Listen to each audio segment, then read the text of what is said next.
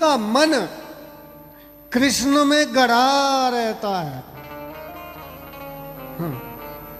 कृष्ण में मन को लगाने की आदत डाली है। एक बार कृष्ण नाम का नशा तुमको लग गया तो दुनिया का कोई नशा तुमको आकर्षित नहीं कर सकता है। अरे मैखाने जाओगे, शाम को पियोगे, सुबह को उतर जाएगी। एक बार यहां आकर के ये भागवत रूपी प्याला पी लो, सारी जिंदगी नशे में गुजर जाएगी। सारी जिंदगी नशे में गुजर जाएगी। बस एक बार इस प्याले को पीकर देख लो, ये ऐसा नशा है, एक बार लग गया सारे नशाओं को ये फीके कर देता है। इसलिए कृष्ण गृहीत मानसा, जिनका मन कृष्ण में लगा रहता है, ऐसी गोपियों ने इस बंसी ध्वनि को सुना और सुनते ही उनके हृदय में ऐसा कृष्ण मिलन का प्यास जगी कि उनके काम धंधे, पति पुत्र, भाई बंधु, कुटुंब, परिवार, रिश्ते नाते, लोक लाज सब छूट गई और दौड़ पड़ी। कहते हैं कोई कोई गोपी तो अंजन लगा रही थी आंखों में, तो जल्दी में वो अंजनते काश्चिलोचन, वो आंखों का काजल होठों पे रगड़ दिया। और लाली लगाने वाली, जल्दी पल्दी में सब उल्टा पलटा होता है, ये मेरा भी अनुभव है। और जो होठों पे लगाने वाली लाली थी वो आंखों पे पोत दी। कोई कोई गोपी वस्त्र पहन रही थी तो पेटीकोट ऊपर लटका दिया और ऊपर के जो और भैया ये विचित्र वेशभूषा में दौड़ पड़ी गोपियां, जिधर से बंसी की ध्वनि आई। और ठाकुर जी के पास बहुत सारी गोपियां पहुंच गईं, जिनकी ऐसी विचित्र वेशभूषा भगवान ने देखी कि जो काजल आंखों में लगना चाहिए वो होठों पे लगा है, जो लाली होठों पे लगी है वो आंखें लाल लाल हो रही हैं, जो नीचे का वस्त्र है वो ऊपर लटका रखा है, ऊपर का वस्त्र नीचे पहन रखा है। ऐसी विचित्र वेशभूषा में भगवान ने जब गोपियों को देखा तो एक बार तो भगवान के मन को बड़ा आनंद हुआ। बोले वास्तव में मेरे पास आने के यही लक्षण है।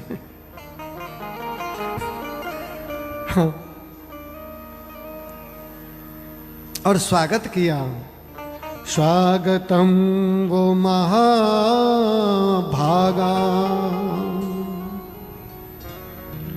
प्रियम किम करवाणि वा ब्रजस्यानामयं कश्चित् ब्रूतागमन कारणम।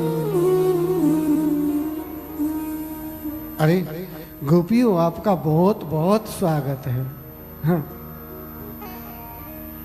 लेकिन ब्रजस्यानामयं कश्चित्, बताओ मैं आपका कौन सा प्रिय कार्य करूं? और अभी ब्रज से यहां आने का आपका कारण क्या है? रजन्येसा घोर रूपा घोर सत्व निसेविता प्रतियात ब्रजम ने स्त्रियम स्त्री भी सुमध्यमा। रात्रि में स्त्रियों को घर से बाहर जाना थोड़ा ठीक नहीं रहता है, आप तो जानती हैं, अनेक मन चले घूमते रहता है।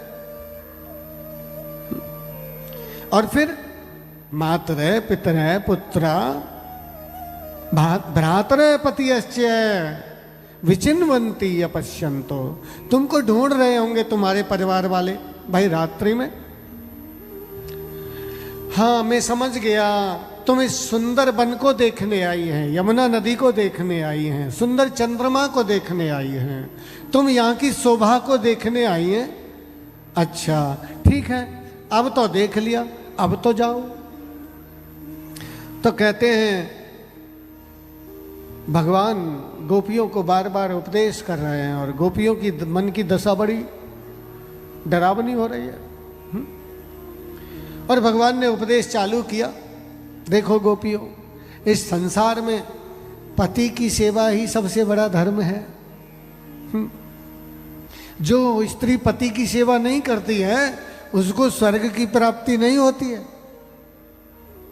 दुशीलो दुर्भगो वृद्धो जड़ो रोग्य धनो अपीवा पति स्त्री हातव्यो लोके सुभिरपात की।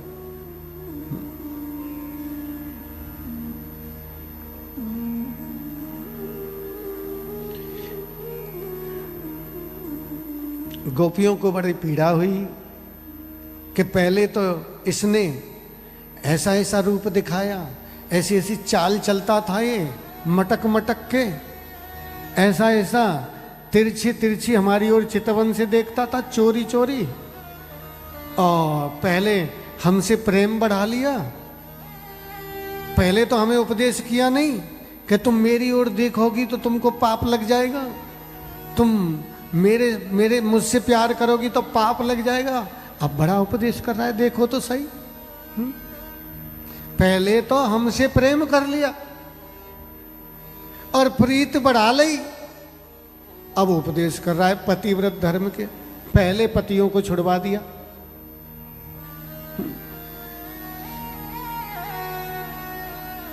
वीक्षालकावृतमुखं तव कुण्डलश्री गण्डस्थलाधर सुधं हरिस्तावलोकम् दत्ताभयं च भुजदण्डयुगं विलोक्य वक्षै श्रियैकर्मणं च भवाम दास्य। प्यारे, हम सब छोड़ छाड़ करके आपकी शरण में आई हैं, और पहले तो आपका विख्याल का तुम्हारे घुंघराले घुंघराले बाल, काले काले भरे भरे कपोल, लाल लाल बिंब फल के जैसे ओष्ठ तुम्हारे, कानों में झलमल करते कुंडल, चौड़ा वक्षस्थल, लंबी लंबी तुम्हारी भुजाएं, भुजदंड युगम विलोक्य। पहले तो हमें बड़ा प्रदर्शन करते थे, मुझसे ज्यादा ब्यूटीफुल कोई नहीं है। हाँ? अब पतिव्रत पहले तो अपना रस लगा दिया, अपना चस्का लगा दिया, हमारे मन को अपने में लगा लिया। अब उपदेश करते हो कि हम पतियों की सेवा करें। भाई धन्य है पंडित जी तुम्हारे लिए। ऐसा है, अब राजी राजी मान जाओ, हम सब छोड़ छाड़ के आए, हम लौट के नहीं जाएंगे। अब सीधी सी बात है।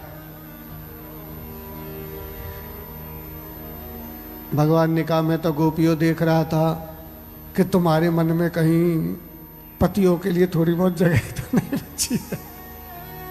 क्यों? कि मेरे से जो प्रेम करता है ना, वो संसार के लिए बड़ा निर्मोही हो जाता है, उसके दिल में संसार के लिए जगह बचती नहीं है। मैं देख रहा था, अगर तुम्हारे दिल में जगह बची हो तो तुम मेरे काम की नहीं हो। अगर थोड़ी भी जगह तुम्हारे दिल में तुम्हारे पति के लिए, भाई के लिए, पिता के लिए, जीजा फूफा के लिए बची हो तो मेरे काम की तुम नहीं है। लेकिन मैंने देखा कि वास्तव में तुमने बड़े बड़े योगियों को भी पीछे छोड़ दिया है। तुमने गति, मति, सन्मति सब मेरे साथ जोड़ दिए। आइए, तुमसे प्रिय मेरा और कोई दूसरा नहीं है। और कहते हैं भगवान ने सारी गोपियों को अपने साथ ठुमका लगा रहे हैं, नाच रहे हैं, गा रहे हैं। ऐसे कहते हैं कि गोपियों को उस समय जो आनंद का अनुभव हुआ वो साधारण मनुष्य के लिए कल्पना से बाहर है, और स्वाभाविक उनके मन में एक अभिमान ही जाग गया, और उनको ऐसा लगा कि मानो भगवान भी हमारी ओर आकर्षित हो गए हैं। तो गोपियों को जब अपने अंदर अभिमान जगा तो कोई कोई गोपी कहने लगी कि देखो कान्हा, मेरे हाथ में कितना दर्द हो रहा है, थोड़ा सा दबा दो। कोई कहने लगी मेरी कमर में जो है घुमेरी हो गई है, थोड़ा सा खुजला दो। ऐसी लीला गोपियों ने भगवान के साथ की। भगवान ने कहा भाई ये तो गलत बात है, कोई ऊपर से नीचे तुम्हारे लिए उतर के आ जाए तो इसका मतलब ये नहीं है कि उसको बिल्कुल झाड़ूदारी बना दो। हाँ? मेरी भी कोई मर्यादा यार, मैं ईश्वर हूं। तो भगवान उनके बीच में से अंतर्ध्यान हो गए। आज मत देखो घड़ी,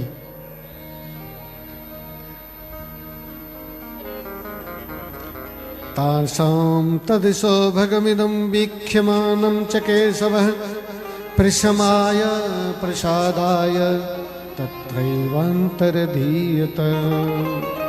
उनके बीचों बीच से अंतर्ध्यान हो गए। गोपियों में बड़ा प्रलाप विलाप मचाने लगी, जैसे महामूल्यवान मणि किसी की नाग की खो जाए, जैसे किसी लोभी का धन खो जाए।